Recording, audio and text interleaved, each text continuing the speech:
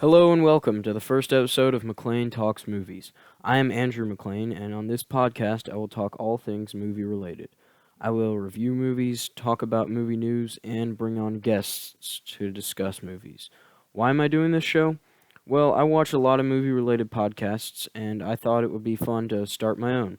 Also, if you're a fan of the Schmoes Know podcast, you know that they've been off the air since October, looking for a new studio, and since I can't listen to them talk about movies, I thought I'd start my own show to talk movies and share my opinions. Today, on my first episode, I'm counting down my 10 favorite movies of 2015. And these are my favorites, so don't expect to see movies that are just critically acclaimed movies. There were a few movies that I didn't get to see this year that might have made my list. So those movies include Straight Outta Compton, Spotlight, Inside Out, and Steve Jobs. So if you don't see any of those movies on the list, it's because I didn't see them. And I only have one honorable mention that almost made the list. That is The Big Short. Now let's get started with the countdown.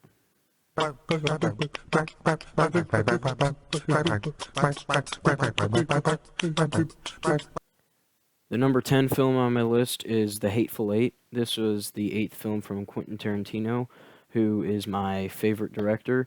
This movie had everything I love about Tarantino movies, including excessive violence and great dialogue. The performances were great. Samuel L. Jackson gave his best performance since Pulp Fiction, I think. Walton Goggins was also incredible. I think he should have got a supporting actor nomination. This movie was funny when it needed to be. It was suspenseful at other times, and it was just a lot of fun. I don't think it's one of Tarantino's better films, but that's really not much of a knock because everything he does is great, and I loved this film. It's my 10th favorite movie of 2015.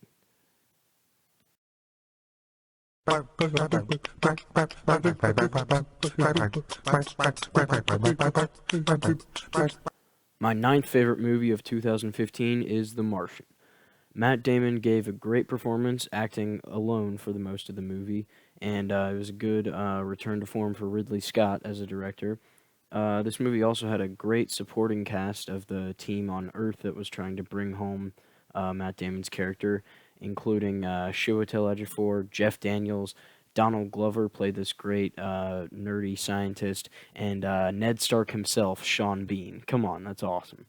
The Martian had great visual effects and great soundtrack, and the finale of this movie had me on the edge of my seat. It was suspenseful.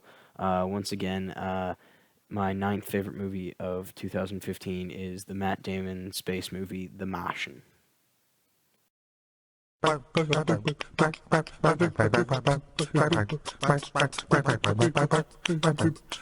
Number 8 on my top movies of the year is Mission Impossible Rogue Nation. This movie is the 5th installment in the Mission Impossible franchise, a franchise I think is one of the best action franchises today. Tom Cruise is back doing his own stunts, hanging off of the side of a plane. This guy is immortal. He's like 55 and he's climbing buildings in one movie, and I have no idea what they're going to have him do in the next movie, but these movies are just crazy fun, and I'm so excited for the next one. They got Chris McQuarrie back to direct 6, who directed Rogue Nation. These movies get better with each installment, and I really enjoyed this movie. It was one of my favorite summer movies of the year. So number 8 is Mission Impossible Rogue Nation.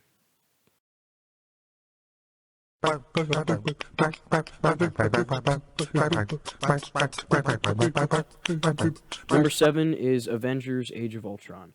This is one of my new favorite movies in the Marvel Cinematic Universe, up there with the first Avengers movie, Iron Man, Guardians of the Galaxy, and Captain America Winter Soldier. A lot of people complained about this movie simply because it they didn't think it was as good as the first Avengers. I don't think it needed to be as good as the first Avengers. It was great in its own ways. It did things that the first Avenger movie didn't do, including going into more character development with Hawkeye and Black Widow. Hawkeye was under mind control for the whole first movie, and we got a lot more into his character in this one. Also, it gave us the best Marvel villain other than Loki in Ultron. A lot of the Marvel villains have been forgettable, and this movie did a great job in establishing a new menacing villain. Number 7 is Avengers: Age of Ultron.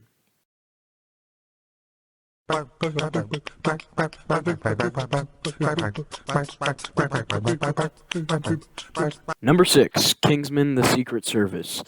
This was sort of like an R-rated James Bond with over-the-top violence, and it was better than the James Bond movie that came out in 2015, Spectre, which was garbage.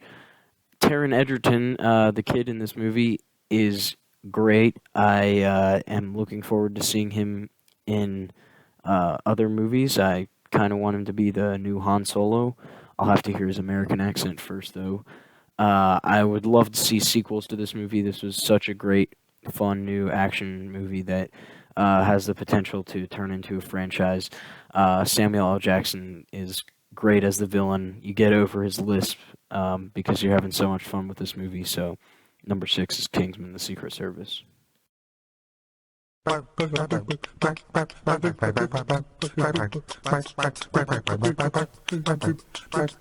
5th favorite movie of 2015 is Creed.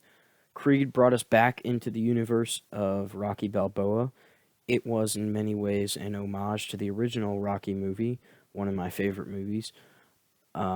Creed gave us a new character that we all love now and will grow to love in inevitable Creed sequels.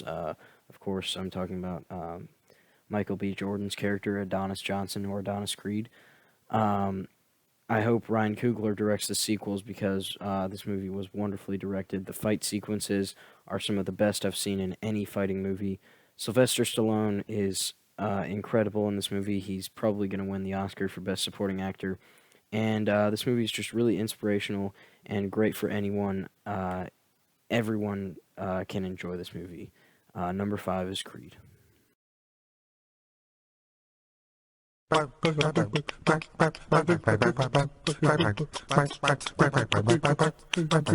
Number 4 is the science fiction movie Ex Machina.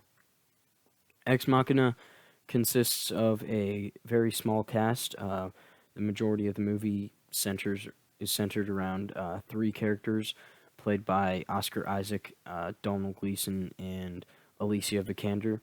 The premise of the movie is that Donald Gleason has been selected by his company to be sent to the house of the CEO, played by Oscar Isaac, for a test. And the test is that he has to interact with Ava, which is an AI built by Oscar Isaac's character, played by Alicia Vikander. And he has to determine if Ava is real AI or not. And Alicia Vikander in Ex Machina is, she gives the best performance. She does a great job of making you think that she's really not a human. She makes you think that she is this cyborg AI by just the way that she walks and acts, and it's really an incredible performance. Ex Machina is suspenseful.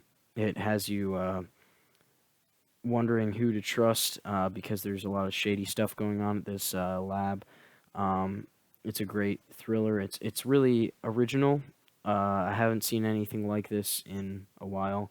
And of course, there's a great dance scene that just comes out of nowhere with Oscar Isaac that is a lot of fun that you can see right there. So if you haven't seen Ex Machina, you should check it out. It's my 4th favorite movie of 2015.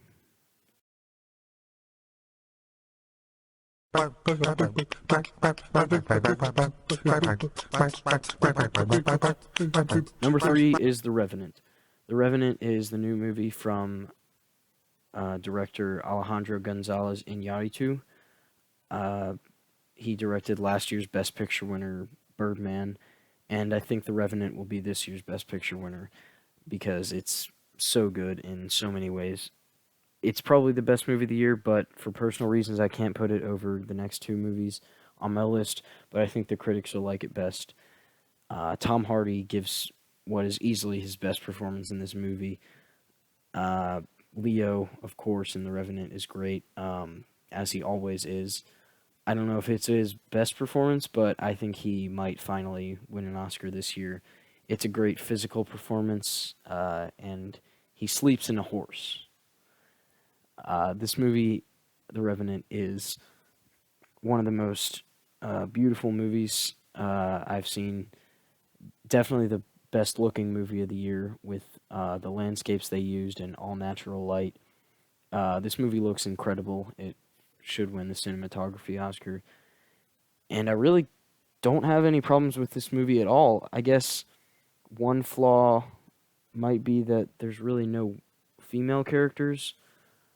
Um, it's still a great movie in so many aspects. Uh, Revenant still in theaters, so definitely go check it out if you haven't seen it yet.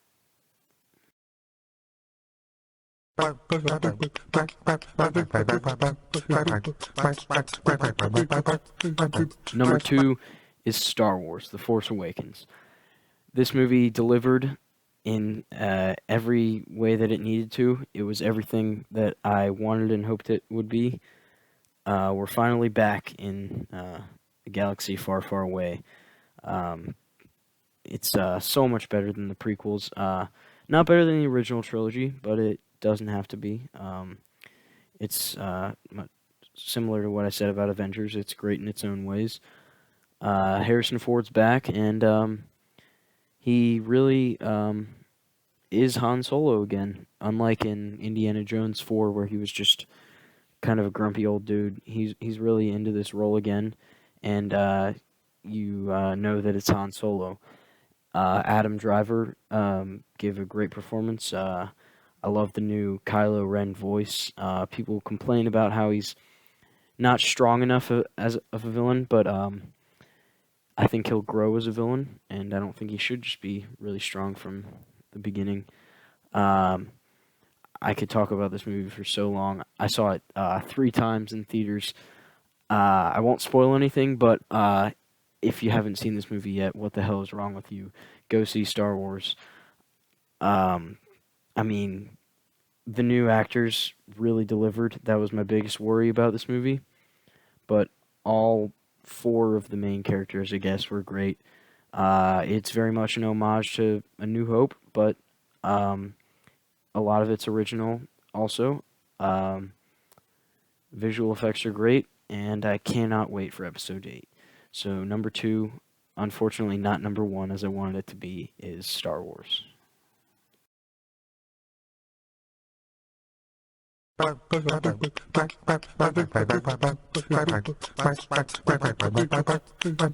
Number 1, Mad Max Fury Road. This is an incredible action movie. It's my favorite action movie of the 2000s. Probably my favorite action movie since Terminator 2. All this movie is action, non-stop action from the very beginning. You know what kind of a movie this is going to be. The tagline says it all. Oh, what a day, what a lovely day. This movie is awesome. I could point out 10 action sequences that are better than any, just in this movie, that are better than any action sequence in another movie. Charlize Theron as Imperator Furiosa kicks ass. The plot is so simple, and that is part of what makes this movie great. They turn left when they're not supposed to, and turns into a car chase, and the action just doesn't stop for the whole movie.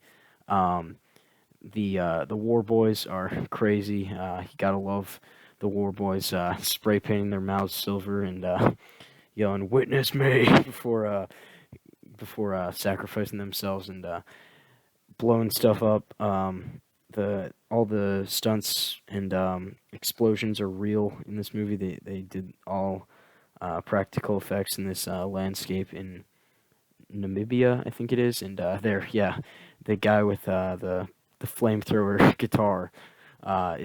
He's just there just because it's awesome, and this movie is awesome. It's so much fun. Such a great action movie. I have it on Blu-ray. I've watched it like 6 times. Mad Max Fury Road, the best movie of 2015.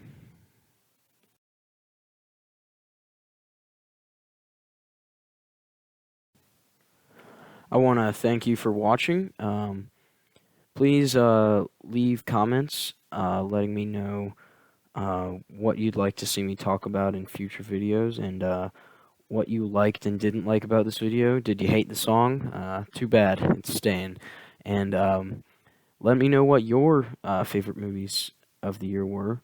And also, please like and subscribe. I'll try to have a video up next week. Thanks.